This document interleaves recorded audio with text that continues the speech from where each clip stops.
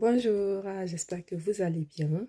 Alors, j'ai décidé de faire cette vidéo pour expliquer pourquoi j'avais pris un long moment d'absence, pourquoi j'ai pris un temps de pause. Voilà.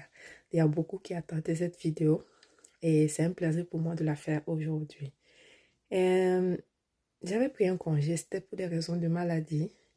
Donc, c'était pas de toute gaieté et tout, mais par la grâce de Dieu, je suis de retour, bien reposée, ça va mieux. Et c'était pas facile. C'était vraiment pas facile. Mais j'avais la main du Seigneur. Ça a commencé l'année passée. Pour ceux ou celles qui me suivent, vous savez que on m'a diagnostiqué une hyperthyroïdie.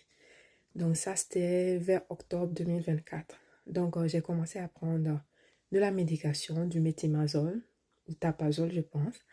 Et ça allait bien pendant 3 semaines. Et à partir de la troisième, quatrième semaine, j'ai commencé à faire une réaction allergique à ce médicament-là.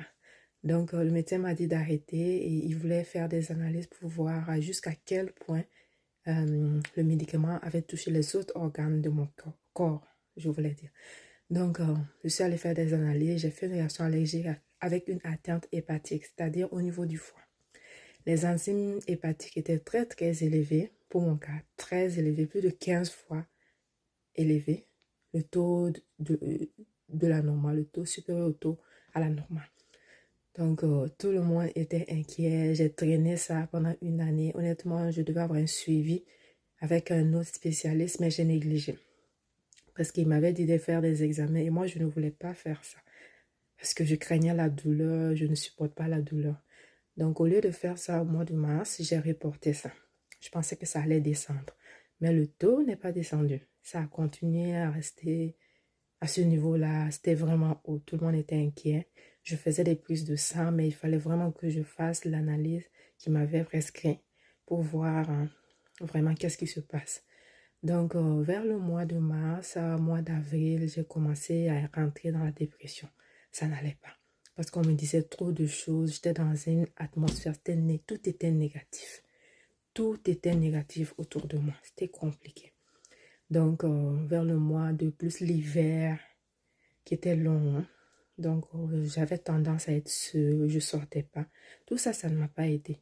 Donc, je suis tombée dans la dépression vers le mois de mars à fin avril. J'ai traîné, je forçais le travail, je forçais les choses, mais ça ne marchait pas. Complètement vers la fin du mois de mai, début juin, je n'en pouvais plus. Donc, j'ai décidé de prendre un temps de pause, d'arrêter toutes les activités et de me reposer. De toute façon, je n'avais même plus de force, ça n'allait pas. Voilà, donc je me suis reposée, j'ai contrôlé. Bon, Dieu faisant les choses, vers la fin juin, j'ai eu une sorte de grippe. Je me demande si c'est pas Covid, mais j'ai eu une sorte de grippe, mon Dieu. Pendant une semaine, je pouvais rien faire, je pouvais même pas manger la nuit, je dormais pas. Donc au mois de juillet, bon, je vais faire une vidéo, ça c'est plus spirituel. Parce que c'est pas tout le monde qui va me comprendre. Donc au mois de juillet, j'ai fait des choses. Fin juillet, ça a commencé à aller. Faut dire que j'avais des palpitations. J'avais chaud la nuit. J'étais angoissée. J'étais triste. C'était très compliqué.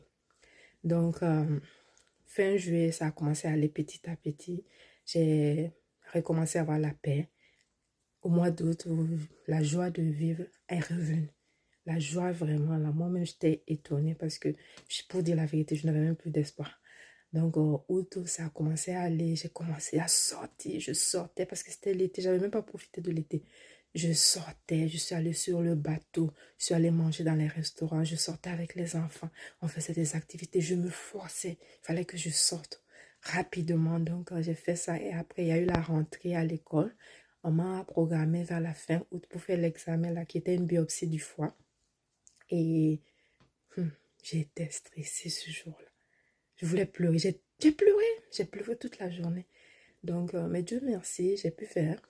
Et j'ai eu une petite hospitalisation. Ils ont observé, ils m'ont mis en observation pour voir si tout allait bien. Après, le soir, je suis rentrée chez moi. Je me suis reposée pendant 48 heures. Et après, c'était un mauvais souvenir. Mais après, c'est passé, j'ai oublié. Quelques jours après, le spécialiste m'a appelé pour me donner mes résultats et c'était bon.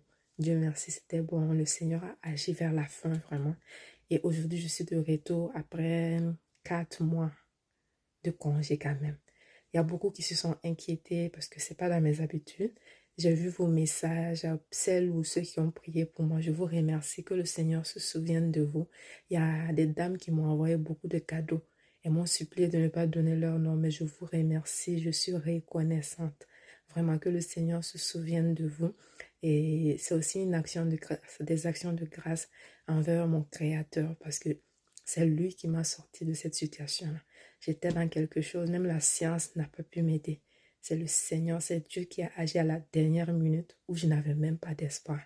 Alors, j'aimerais parler à quelqu'un. Si tu écoutes mon message et que tu es découragé, tu es désespéré, écoute bien ce témoignage-là. Et si tu as envie de parler à quelqu'un, n'hésite pas, écris-moi. Ça va me faire plaisir de te parler. On va se soutenir, on va s'encourager. C'était tout. Merci vraiment. Je suis de retour. Dieu merci. Enfin, moi-même, ça m'avait manqué, je vous assure. Travail là, parce que moi, ce que je fais là, j'aime tellement ça. J'aime ça que je travaille sans compter les heures. Mais je suis de retour. Et il y a des moments comme ça, tout n'est pas rose dans la vie. Il y a des moments où ça va, il y a des moments aussi où ça va pas trop. Mais le plus important, c'est de ne pas rester là où on est tombé. L'échec, ça peut arriver à tout le monde, mais le plus important, c'est de ne pas rester là où on est tombé. C'est de se relever rapidement, encore plus forte, encore plus déterminée. Donc, vraiment, je vous remercie pour ne pas que la vidéo soit trop longue. C'était ça. Si vous avez des questions, n'hésitez pas. Je suis vraiment de retour par la grâce de Dieu. Et vraiment, demeurez bénis.